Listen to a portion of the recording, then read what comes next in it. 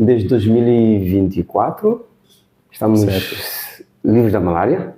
Essa informação que foi passada na TV. Conta-nos como é que se haverá disso, como é que chegamos lá. Foi uma longa jornada desde a colonização do país. Não é bem livre. O país foi certificado como um país assim, livre do paludismo, ou seja, conseguiu a eliminação. Mas isto significa o quê? Que o país deixou de ter os casos locais do paludismo. Ou seja, uma pessoa que está em Cabo Verde não contrai a doença aqui, no país.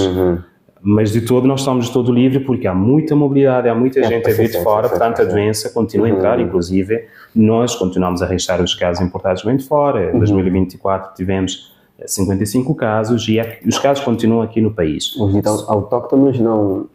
Temos tido alguns casos introduzidos, que são aqueles casos que acontecem no país a partir dos casos importados. Mas são situações pontuais que são muito bem identificados e investigados.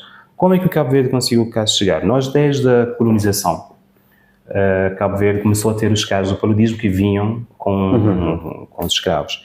E houve um momento nos anos 40, 50, em que mais de 50% dos internamentos eram devidos a casos de paludismo. Nos anos 70 e 80, por 2 vezes, nos anos 70 por 5 anos, conseguiu-se também interromper essa transmissão local. E nos anos 80 por 3 anos consecutivos. Só que no momento, tanto o país como a OMS não fez esse trabalho de certificação. Nós continuamos a ter casos, desde que estou no programa desde 2011 e 2012, sempre tem havido casos, tem sido variado entre os casos locais e os importados. Às vezes, anualmente temos mais casos locais, mas há anos em que temos mais casos importados. Mas os últimos, se calhar falando aqui nos últimos 10, 15 anos, se calhar 15 anos tem sido muito interessante, porque desde 2010 começámos a ter poucos casos locais. Em 2016 tivemos 73 casos locais e em 2017 tivemos aquele pico, a epidemia, com 423 casos locais. Mas o critério da pré-eliminação era sempre ter menos de um caso por 1000 habitantes. Ou seja, mesmo em 2017, com os 423 casos, tendo Cabo Verde uma população por volta de 500 mil, nós estávamos abaixo do limiar, estávamos dentro daquele parâmetro. Mas em 2017 o Ministério da Saúde fez um excelente trabalho com o apoio do OMS, fez a revisão do programa, faz aquela revisão pós-ação, que é a revisão após a epidemia, avaliou-se todos os componentes da doença e apostou-se em 2 áreas muito essenciais, 2 ou 3, que é a questão da luta antivectorial, que é a luta contra os mosquitos, visitar as casas, ir aos lugares onde há mosquitos, adaptar as intervenções, porque nós fazíamos uma única pulverização após a chuva, mas aí passou-se a fazer 2 pulverizações e fazendo uma pulverização já no mês de maio, antes do período chuvoso, ou seja, se conseguimos eliminar a maioria dos mosquitos adultos antes da chuva, quando chover a probabilidade de ter mais mosquitos será reduzida.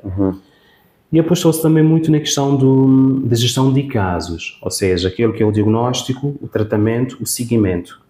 Uma pessoa que procura qualquer estrutura de saúde hoje em Cabo Verde, automaticamente, se tiver sintomas, estiver dentro daquele critério, é testado para malária, paludismo, existem testes, e se o caso for positivo, automaticamente a pessoa é convidada a fazer o tratamento hospitalar. Não é obrigatório, mas é convidado. A pessoa é convidada no sentido de ajudar o país, também de proteger a comunidade, a família, a população. Portanto, o tratamento é hospitalar e o medicamento é dado na hora à pessoa. Isto permite, portanto, garantir que a pessoa está a ser medicada e que faz efeito. A pessoa só deixa a estrutura hospitalar quando é confirmada o tratamento.